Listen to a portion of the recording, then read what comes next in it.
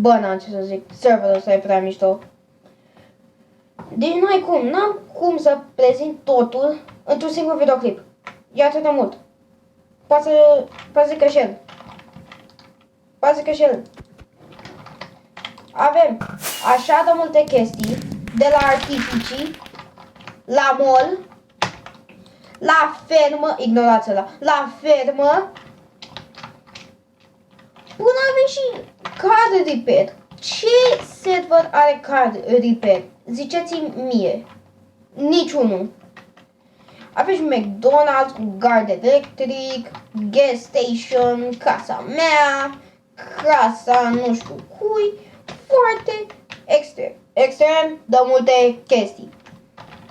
Știu că le-am arătat pe toate într-un videoclip, dar mă refeream, n-aș avea cum să le arăt pe toate de pe înăuntru. E așa de mult. Și la McDonald's e așa detaliat.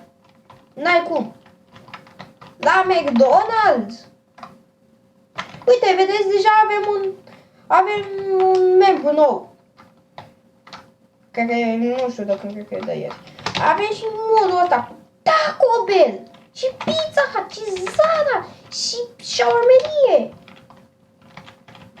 Și apartamente mall. Apartamente în mall. Ați mai auzit așa ceva? Apartamente în mall. Și sunt și la vânzare. Ikea, știu că n-arată ca un Ikea. Avem de ăsta de calculatoare. Hugo Boss cu un FNF cupcake, nu știu de ce. De asta de arme. Și sus avem Cat Food. Știu că n-arată ca Cat Food, dar mă rog. Aici avem display la un gaming setup, shopping carturi, case de marcat și se bag moduri. Nu rămân același moduri ca pe oricare server. Se bag moduri noi. Sunt și apartamente. Bine, unele oare vor fi înghesuite. Dar fiecare apartament de ăsta de aici are un etaj. Un balcon, scuzați-mă. Uitați-vă, mai e aici încă unul. Etaj. Balcon. Super. Și mai are și ăsta de jos, care v-am arătat eu primul. Și ia să vă arăt și ferma.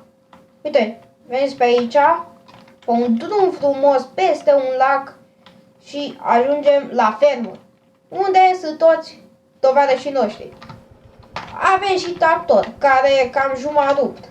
Și fermă cu castraveți, roșii, căpșuni, de toate. Dacă vă place, o să-i bag linkul lui ownerul de la acest server în description, ca să puteți să-i dați și like și follow și să-i dați pe serverul de Discord. Ciao!